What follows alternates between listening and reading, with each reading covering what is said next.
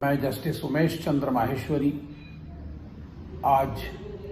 भारत के युवाओं से कुछ व्यक्तिगत चर्चा करने के लिए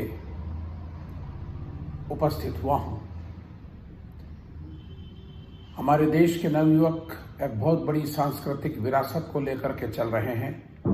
और इस सांस्कृतिक विरासत को जो पूर्वजों की पीढ़ी से हम लेकर के आए हैं और आज हम निर्वाहित कर रहे हैं,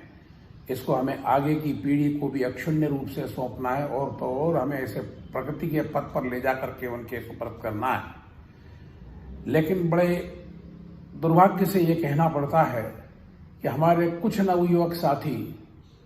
जो देश के रचनात्मक गतिविधियों में सहयोग दे सकते हैं, वे लोग पाश्चात्य सभ्यता से ओतप्रोत होकर के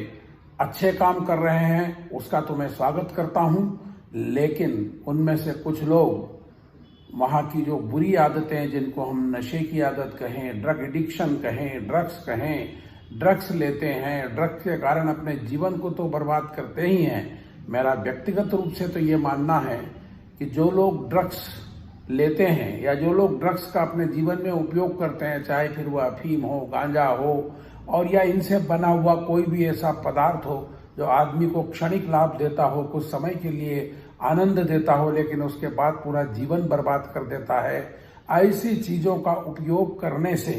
सबसे पहले वह व्यक्ति अपने परिवार के सदस्यों के, अपने परिवार के बड़े वरिष्ठ सदस्य और कनिष्ठ सदस्यों की निगाहों में गिर जाता है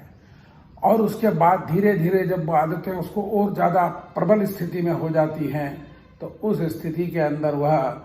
अपने मोहल्ले के लोगों से, अपने समाज के लोगों की निगाहों में गिर जाता है, अपने मोहल्ले के लोगों को निगाह से निगाह मिलाकर बात नहीं कर पाता है। और ये ड्रग एडिक्शन एक ऐसी सीमा तक पहुंच जाता है कि ये पूरे समाज को, शहर को, जिले को, प्रदेश को और राष्ट्र को प्रभावित करता है और मैं तो यहाँ कहूँ कि विश्व मानवता को भी प्रभावित करता है। आप जब करते हैं, मैंने बताया जैसा कि भाई परिवार से तो शुरुआत होती है आपकी, मतलब चाल चलन की, आपके व्यवहार की, लेकिन परिवार के बाद ये बात जब आगे बढ़ती है तो आदमी स्वयं अपनी निगाहों में गिरता है और निगाहों में गिरने के बाद उसका आत्मविश्वास खो जाता है और आत्मविश्वास खोने के बाद उसके जीवन का जो एक अनुशासन है वो भी समाप्त हो जाता है और जीवन अनुशासन समाप्त होने के बाद उसके जीवन में जो भी उसकी आगे बढ़ने की महत्वाकांक्षाएं रही हैं, वह महत्वाकांक्षाएं भी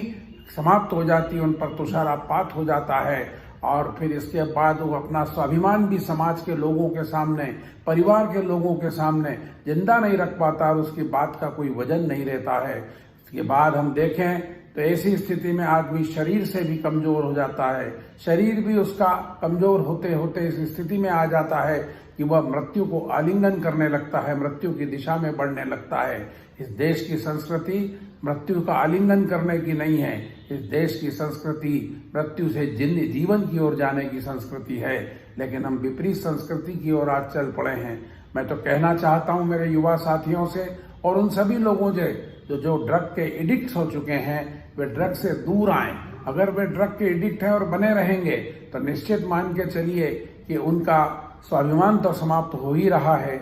उनका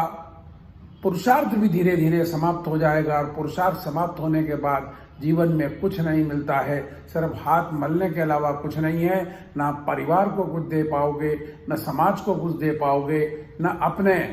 निजी संबंधों को निभा पाओगे और न इस राष्ट्र के विकास में अपना कोई योगदान दे सकोगे। इसलिए मित्रों, मैं तो आपसे निवेदन करता हूं कि जहां तक आगे बढ़ गए हो वहां से पीछे मुड़ करके सिद्धांत को देखें और आप